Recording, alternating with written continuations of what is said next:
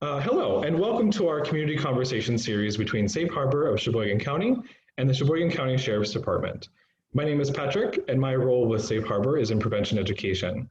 Our goals with this series are focused on creating a greater understanding about community agencies that victim survivors of sexual assault may first report to, along with gaining clarity regarding the roles of those agencies and mechanisms of their support, and the resources available through those agencies. This series is also focused on creating more awareness surrounding the options available to victims and survivors so they are able to make a more informed decision about how they wish to navigate community resources. Today I'm joined by Corey with the Sheboygan County Sheriff's Department. Welcome, Corey, and could you begin by introducing yourself and speaking to what your role and responsibilities are as a lieutenant with the Sheboygan County Sheriff's Department? Yes, good morning. My name is Corey Norlander. I am currently the lieutenant of the Detective Division at the Sheriff's Office. I'm in my 30th year of law enforcement here, and I spent 12 years as a detective and am now in my 6th year as one of the supervisors in the detective group. Perfect, thank you. So a couple questions that I have for you today then, and we'll kind of go ahead and get started with those. So in thinking about marginalized populations and knowing that they are likely to have a higher victimization rate along with a lower reporting rate, how does the Sheboygan County Sheriff's Department approach working with victims and survivors of marginalized populations who may not be as trusting of law enforcement agencies? Well, I think our approach has changed dramatically over the course of my time in law enforcement. And I think a lot of that has to do with our partnering through multidisciplinary teamwork. When I say multidisciplinary, I mean working with community partners, not different police agencies.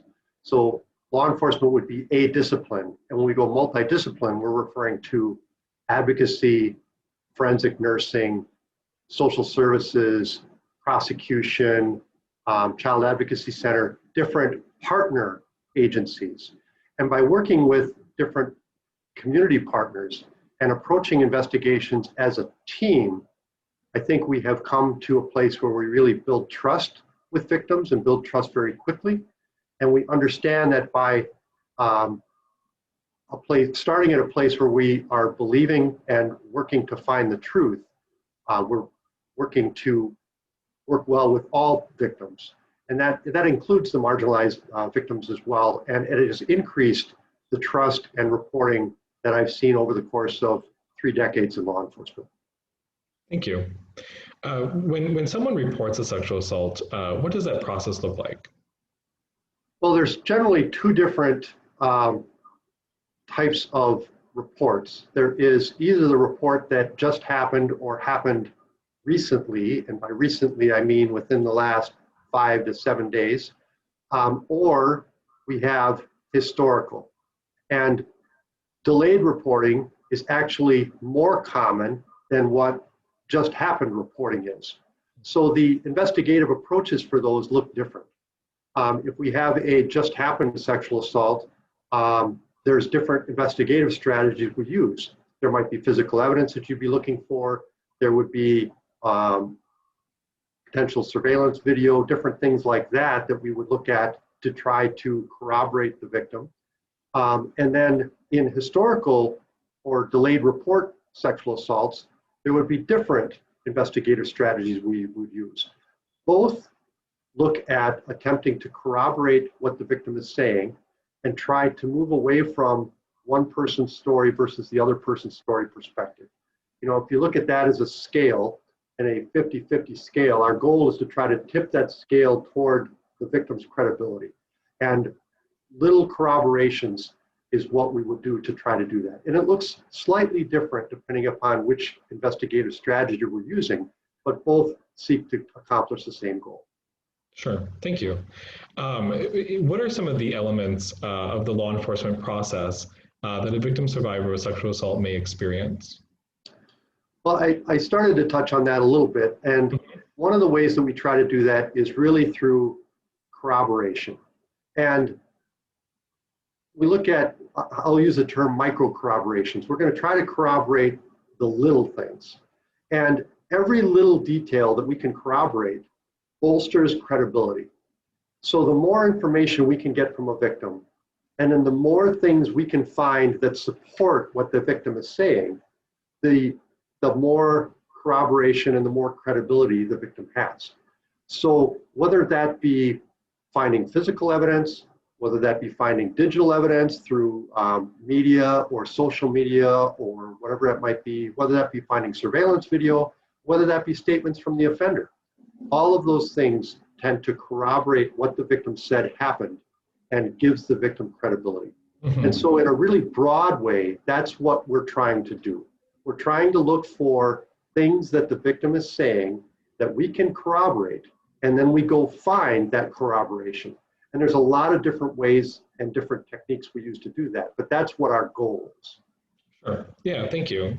So the question next that I have for you, you also definitely touched on some of these elements as well, but kind of an opportunity to maybe expand as well. So in thinking about your role in law enforcement, what time frame is typically best for victim survivors of sexual assault to report? And like I said, you definitely kind of touched on some of those time frames, but I'm just wondering from your voice, what that looks like from your perspective.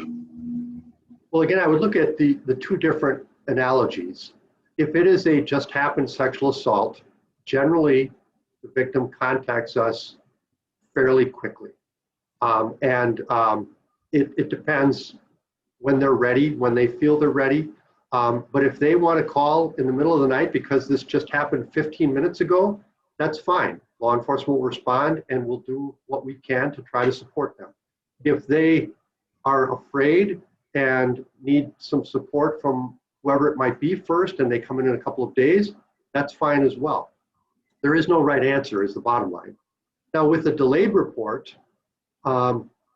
oftentimes something prompts the victim to decide to talk about that now.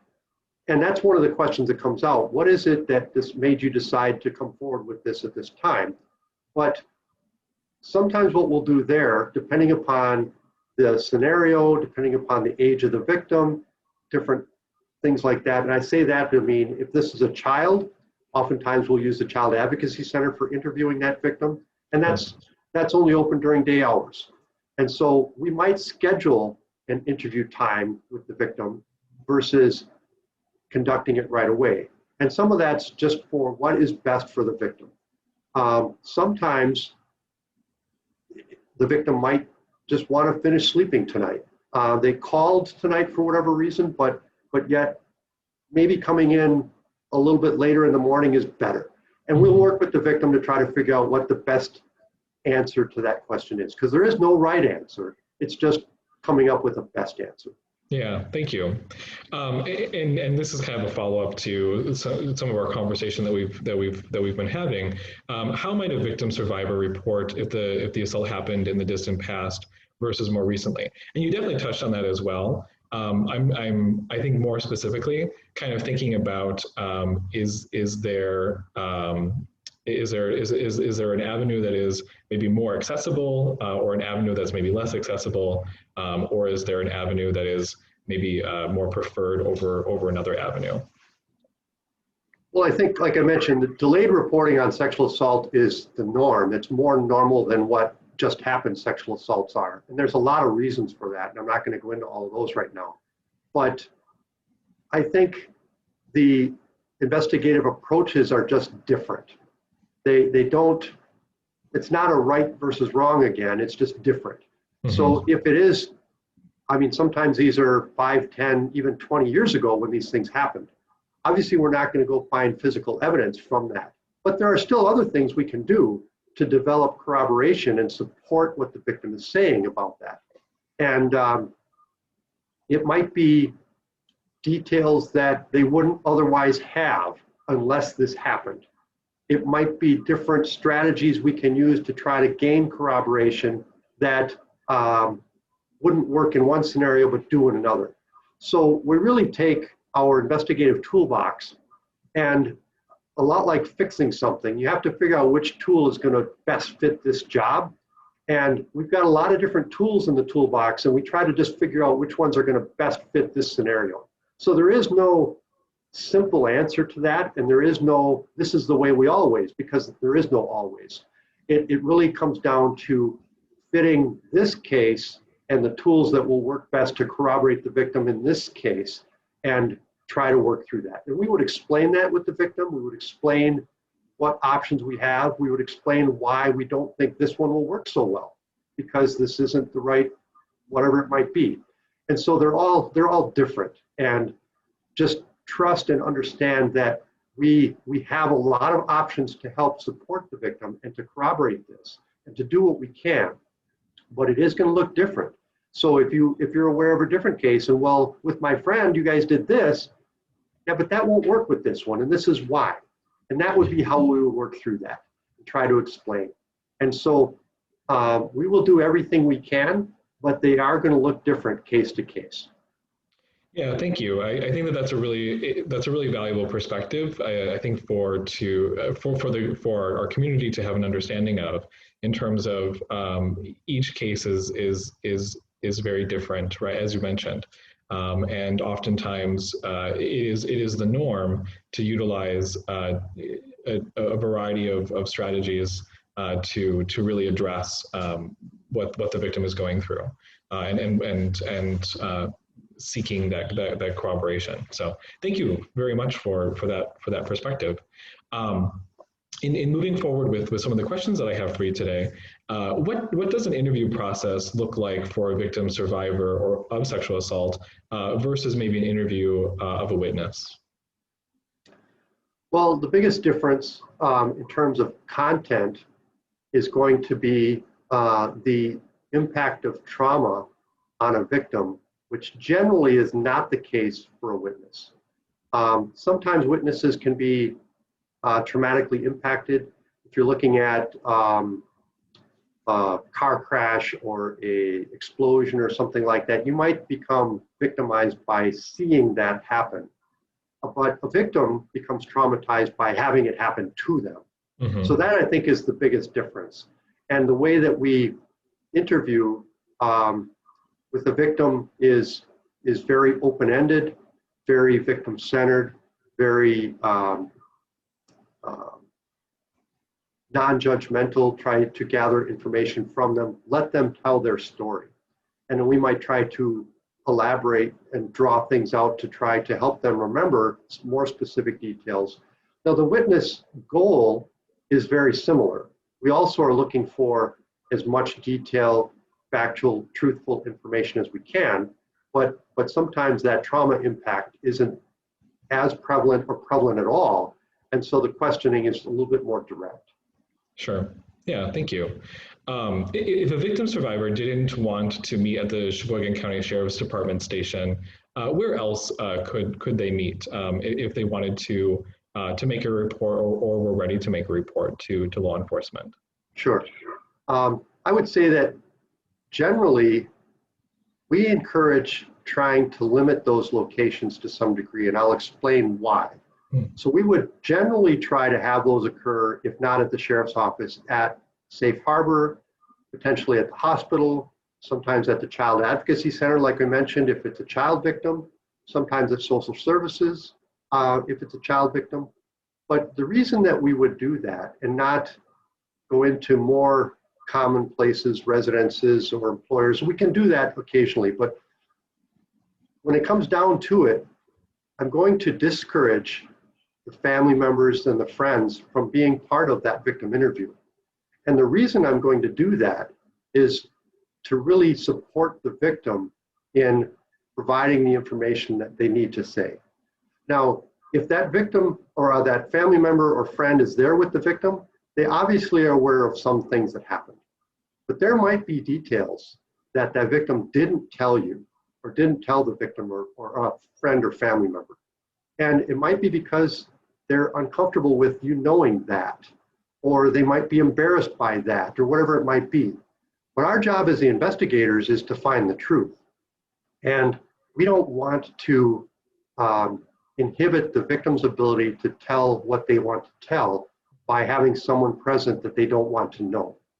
So instead, we would encourage and do encourage community advocates through Safe Harbor as a source for our community advocates. Community advocates can provide that support, but they're not someone the victim knows, and there also is a legal avenue of privilege for that advocate. Now, without getting too deep into law, that's similar to what a doctor-patient has for confidentiality, what a lawyer-client has for confidentiality. An advocate, victim advocate survivor relationship is also guarded by privilege. So they will not be called upon to be a witness in the case either, whereas a family member or friend that's present could actually be called as a witness. So in the desire to try to gain as much information in a victim-centered approach, we're going to try to ask that you as a family member, you as a friend, not be in the interview, and that is going to then limit the places that are going to be, I'll say, ideal for that interview to occur. Doesn't mean we won't go other places, but those are the reasons we try to have that in a, I'll say, somewhat controlled environment. And it's for the victim's privacy so that they can be comfortable providing the information that they need to provide. Thank you. Yeah, thank you. That's really great understanding. When a victim survivor reports a sexual assault, does an arrest occur immediately after their statement is taken? And really, what does that process look like? Well, that's an interesting question, and that's been a challenge for television viewers for a long, long time, in that every cop show on TV wraps things up in 60 minutes. And all the crime lab processing is done, and all of the investigation is done, and everything is complete, generally in a 60-minute episode, with commercials. So real life doesn't work that way. And so sometimes cases take a while to develop. Sometimes the strategies we have take time to come together. If we're relying on information from the crime lab, that always takes time. Those processes take up time to complete. So, and sometimes the need to complete some of those things come before the timing for an arrest or a charge. So every scenario is different, like we've talked about, but we would be transparent with the victim about what the status of the case is, where we're at, what we're waiting for, what we're trying to accomplish. And that conversation would be had with the victim so they understand why things are at the place they're at. And I think, along with that question, what does the process look like for an investigating officer to file charges? Well, there's two different places in that, I guess. We can arrest at what's called probable cause, but we can't convict until we're at beyond a reasonable doubt. So there are two different standards there. And generally, we look at trying to move things over to the district attorney for prosecution when we're at a beyond a reasonable doubt or believe we'll get there in a short order. And so we may have enough to make the arrest, but not enough to make the conviction. And so we would prefer sometimes to delay so that we don't end up having to go through the process twice, rather than seeing a problem with the prosecution at that first hearing or something like that and having it dismissed because we weren't quite ready, versus waiting a little bit longer until we know that we have a good case and a good investigation and move it that way. So some of those things, again, in real general terms, are some of the reasons that we look at potentially delaying until we have a little bit more information in hand to present to the prosecutor. Sure. Yeah, thank you. Understanding too that adult victim survivors of sexual assault have agency and are able to decide whether or not to report to law enforcement. During the course of the report, is there a point when the decision to file charges is not theirs? Ultimately, the decision to file charges always rests with the prosecutor or the district attorney's office. They obviously take information and input from the law enforcement officer that's referring that case. However, the victim always has input and say in that. And what I generally tell a victim, and I mean that, is that we won't push you through doors you don't want to walk through. However, if you choose to walk through this door, we'll walk through it with you. So it really is a supported team effort approach. If you are not comfortable with prosecution on this case, you want to report, but you don't know where you want it to go, we support you in that decision. If it's really hard to go through prosecution, but you think you need to do that, we'll walk that door with you. And that's really the message that we try to put out and have tried to share with victims publicly. Yeah, thank you. I think that that's a really wonderful perspective. It really humanizes the process. So thank you. I appreciate that. In our work, we often hear the term mandatory reporter. Could you speak to what this means and how might a mandatory reporter best make a report to law enforcement? So I think you're not supposed to define terms with the terms, but mandatory obviously means you have to, and reporter means report. So if you are a mandatory reporter, if this refers to child abuse, if you suspect a child is being abused, and that definition is very broad and very loose, then you have to report. And the have to report to is either Child Protective Services, which is a division of social services. So you can find those numbers generally under the social services building, human services building, or law enforcement. So the law says you have to report to one or the other. The mandatory reporter professions or roles are all laid out in the law. And if someone is a mandatory reporter, they generally know that.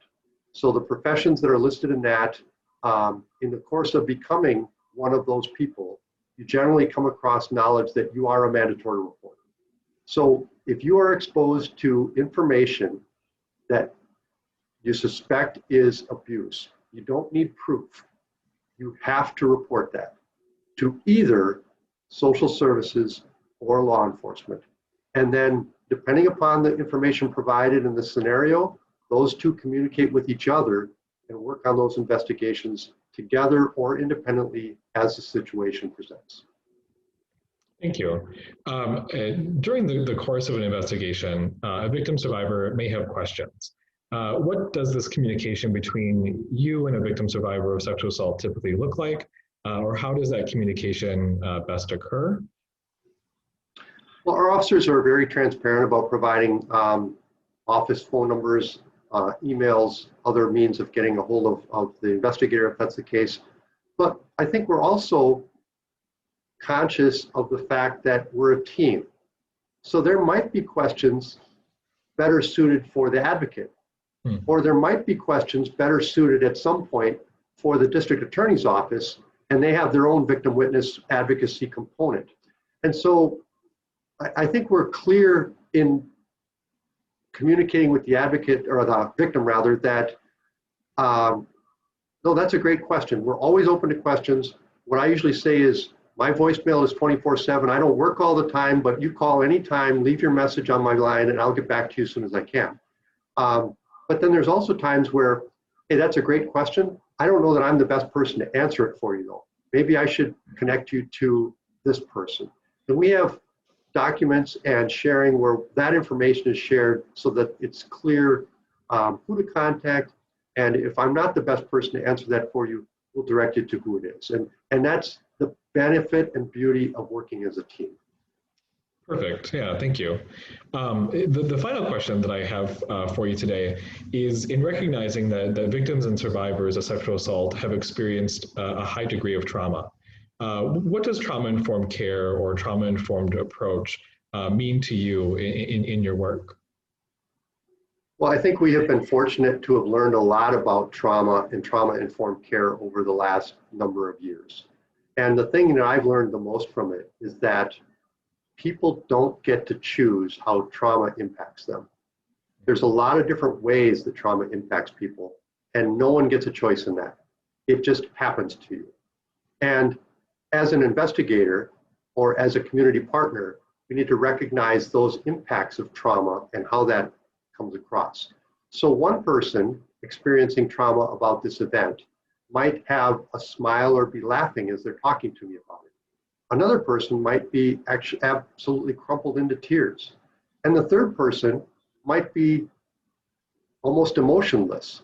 And yet all of them might be completely true statements with the impact of trauma. And when I look at memory, some person can walk through that pretty clearly and chronologically and in detail.